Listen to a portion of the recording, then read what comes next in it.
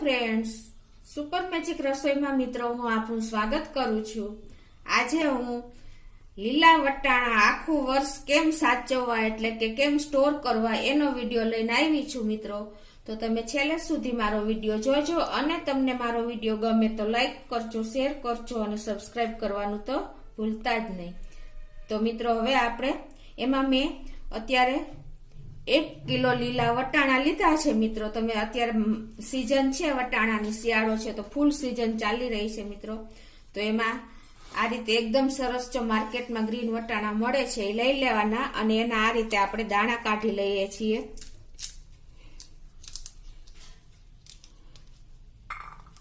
આ રીતે હું બધા દાણા અત્યારે તૈયાર કરી લઉં છું। તો મિત્રો જો આપણા દાણા મેં ફોલી લીધા છે। આમાં 1 કિલો વટાણાના દાણા છે મિત્રો।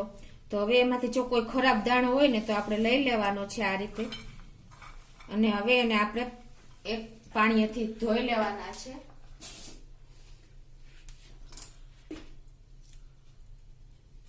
તો એના માટે હું એક બાઉલમાં લઈ લઉં છું વટાણા અને આ રીતે તમારે એમાં આ રીતે પાણી નાખીને અને તમે ધોઈને સરખા ક્લીન કરી લેવાના। કોઈ ડસ્ટ કે છોતરાત કે કાંઈ હશે ને તો મિત્રો એ ઉપર આવી જશે અને કચરો આપણે સરસ નીકળી જશે। તો તમે જોઈ શકો છો જો આપણે આ રીતે પાણીમાં નાખશું ને મિત્રો એટલે ઉપર ઝીણા ઝીણા દાણા આવી જશે।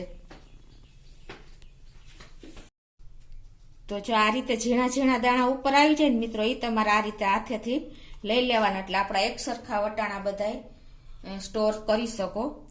અને આમે આ દાણા એકદમ ઝીણા હોય ને તો ટેસ્ટમાં બહુ સરસ હોય, તો તમે ઇન્સ્ટન્ટ ખાવા હોય તો પણ બાળકો ખાઈ શકે।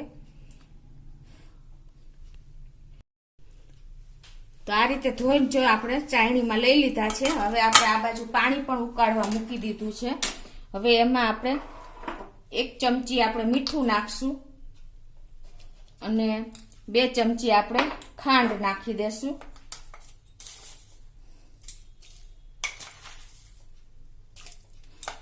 હવે 1 લીટર પાણી લીધું છે અને જો પાણી પણ આપણું સરસ બોઇલ થઈ ગયું તેમાં હવે આપણે એમાં ખાંડ અને મીઠું નાખી દીધા। 1 ચમચી ખાંડ ને 2 ચમચી મીઠું। હવે જે આપણે આ વટાણા ચાયણીમાં લીધા છે ને એ આપણે આમાં અંદર એડ કરી દેશું। તમારે વટાણા પ્રમાણે મિત્રો પાણી અને મીઠું ને ખાંડ લેવાના છે।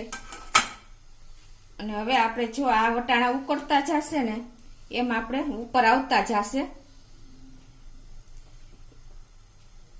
1 થી 1.5 મિનિટ લાગશે મિત્રો। આપણે આને બોઇલ નથી કરવાના, ખાલી જો ઉપર આવે ને ત્યાં સુધી જ આપણે ગેસ ઉપર રાખવાના છે।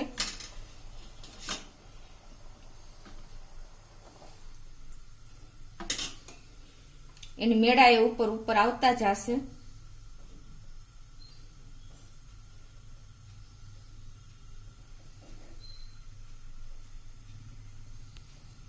જો 1 થી 1.5 મિનિટ થઈ ગઈ છે અને આપણા વટાણા જો બધા ઉપર આવી ગયા છે, તમે જોઈ શકો છો।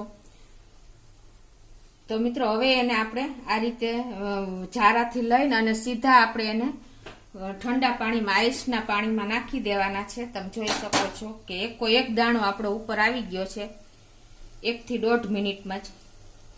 મિત્રો અત્યારે વટાણાની સિઝનમાં એકદમ શિયાળાની સિઝનમાં એકદમ ફૂલ વટાણા આપણે આવે છે માર્કેટમાં। તો તમે અત્યારે રીઝનેબલ ભાવ, સાવ ઓછી કિંમતમાં મળે છે। તો અત્યારે તમે સ્ટોર કરીને રાખી શકો છો આખું વર્ષ મિત્રો। અને પછી આપણે હવે થોડાક ટાઈમમાં જ વટાણાની સિઝન જતી રહે છે, ત્યારે આપણને વટાણા જોવા પણ નથી મળતા। તો આ રીતે તમે એને સ્ટોર કરી શકો છો। આ વટાણા આખું વર્ષ એવા ને એવા ટેસ્ટમાં પણ એવા જ તાજા જ આપણે લીધા હોય ને એવા જ રહે છે।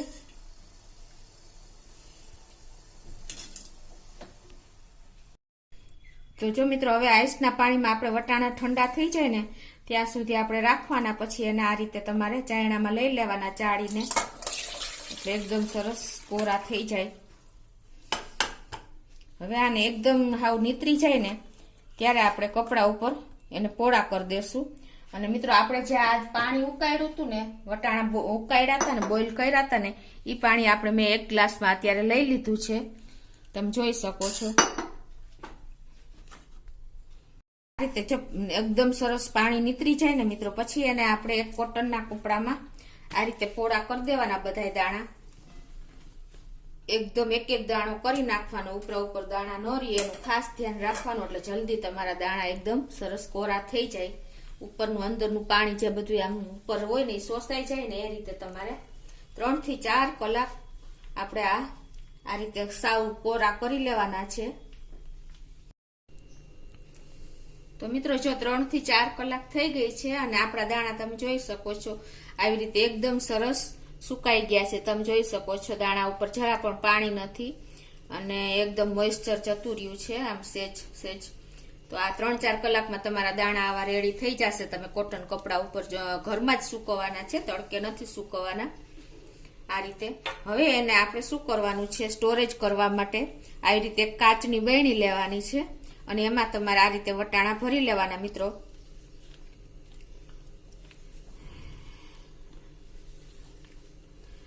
આ રીતે આપણે આખી બરણી નથી ભરવાની, પણ તમારે જેટલા આવી રીતે ઉપર પોણી થી ઉપર થોડાક વટાણા આવે એટલા ભરી લેવાના છે. હવે શું કરવાનું છે કે આ બરણીમાં તમારે આપણે જે પાણી વટાણા ઉકાળ્યા હતા ને એ પાણી છે આપણે ખાંડ મીઠા વાળું, અને એ પાણી આપણે ગરમ નથી રાખવાનું, ઠંડુ આવી રીતે રૂમ ટેમ્પરેચર ઉપર થઈ જાય ને એટલે આપણે જે આ વટાણા ભર્યા છે ને બરણીમાં એમાં આ રીતે તમારે ડૂબા વટાણા રાખવાના છે મિત્રો.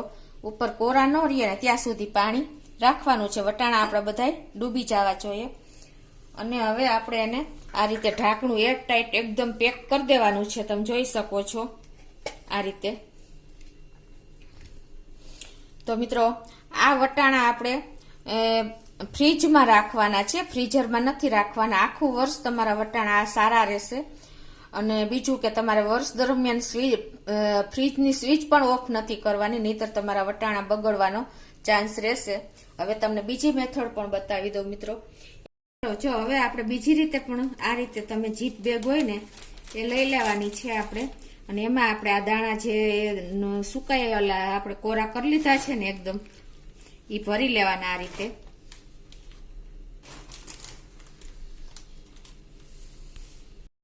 જીપ બેગમાં ભરી લેવાના મિત્રો.